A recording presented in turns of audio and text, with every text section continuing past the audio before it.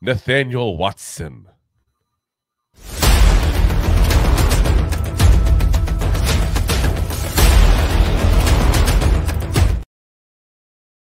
Here we go. Nathaniel Watson, not to be confused with Randy Watson. Randy Watson. Oh, random. No.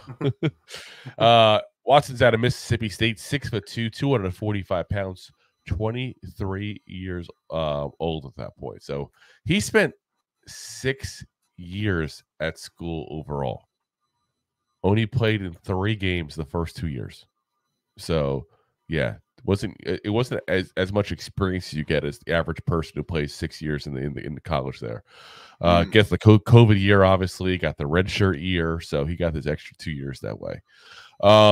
Played not just inside, but for those who are interested, perhaps an outside linebacker, he did play outside linebacker as well in college. In 13 games, 113 tackles, 12 tackles for loss, 6 sacks, 1 interception, 1 pass deflected, 1 forced fumble. In 12 games, 137 tackles, 13 tackles for loss. 10 sacks, 1 interception, 2 passes deflected, 2 forced fumbles, and a 72.4 PFF grade overall. That's some production. And that's some production in the SEC, guys. That's something that always impresses me. Let's look as far as the snaps total there, where you got put there. So at the line, 34 times. In the slot position, 52 times. In the corner, twice. No one puts Nathaniel Watson in the corner, just like baby. Box, 652. So it's safe to say he lived at that box. He lived at that box. Now he's a playmaker. He's got great length. He's a great blitzer. As we said, 16 sacks in the last 2 years in the linebacker position. There's edge rushers that don't hit that in college, let alone linebackers that don't even go to the line very often, as we just said. He went 34 times to the line, got 10 sacks. Obviously, he blitzed from the box, but I'm just saying, imagine what you can do if you put a guy like that against the quarterback a lot more often. This almost screams to me like again, I'm not going to make the comparison and say he's going to be this guy.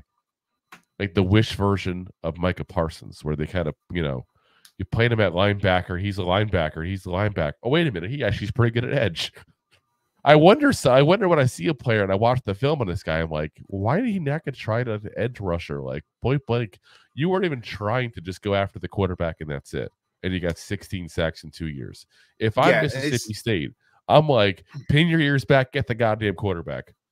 Yeah, especially because he's not a small, interior linebacker. Like he's 245. Yeah, so, I'm saying he's got some mass to him. Yeah. Now he does have some issues though that you would expect with people that are smaller than he. So he's got trouble getting off blocks. He doesn't have the best range. Again, you think 6'2", he's got to have some decent leg size at that point where he got good stride and can cover some area. Doesn't do it well. T-Rex. Like a T-Rex leg wise. Not that our short legs. And he also doesn't change direction very well. So if he's got to make a stunt move or something like that from a rushing position, or if he's got to go ahead and shift his hips at that point because whoever he's covering shifted, he's not that good at that. But again, he's that guy who still just shows up on tape at that point. And like I said, I think you're going to see him pop up as somebody that somebody uses as a situational pass rusher to start in this league. And again, try to see if they can develop him into a full-time linebacker. And like I said, I wouldn't be shocked at all to see someone try to convert him to edge. I really would not be. And I'll say this. I've never seen anybody but me suggest that. It's not to say others don't. So maybe I'm talking out of my tuchus here. Who knows? You could be. You're pretty good. I don't know what tuchus is. It's a derriere. It's your chocolate covered starfish. And the hot dog flavored water. Keep rolling. What? Behind blue eyes, though. Sure. Yes, even though they made a comeback, Fred Durst, rocking just the white hair now. Yeah, he is. I think he got rid of the a full beard instead of just that douchey soul patch. No, he got rid of the beard now. I think he's back to like usual way he dressed. I think it was his way of letting people know, yes, I'm gray now. Deal. I'm old. Oh yeah, is he still rocking? I figure I'm in my early 40s. I figured he's probably got to be in his like mid to late 40s. If that means, because he was popular towards the end of my high school age. So yeah, I mean, $3 Bill came out 98, 99. So yeah, he's that was 97, I want to say. Which, by the way, spectacular album. For the time. Breaking the darkness, remember your misfit. You speak of opinions, you think it's so deep, but you're just an illusion, confused. Oh yes, I won't see the whole thing. YouTube will get me for copyright infringement. Yeah. Well, one with Pepsi, Pepsi wasn't. Anyway, yeah. Far from suicidal, still get tendencies, bringing back the memories.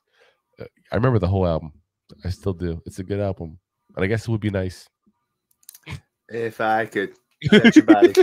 Anyway, enough Limp Bizkit talk. We're here to talk about linebackers here. Anyway, that's what I think. I think you'll see that. I think you'll see someone, like I said, use him as a situational pass rusher, try to develop into more of a full-time player.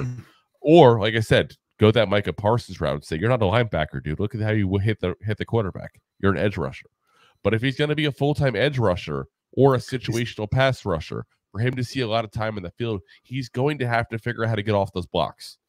I was going to say, he's got to work on those guys. He's got to work on his range. He needs to watch Rocky 3. Adrian. Rocky can do it. I'm afraid, Adrian. Like I said, interesting pick though, especially because I said, like, he put up, some good numbers against a very, very tough, part of college football. It's not like he was playing at some small nothing school and put up that kind of stuff. Thanks for listening to Two Giant Goofballs, a New York Giants podcast. We appreciate your support. Thanks so much.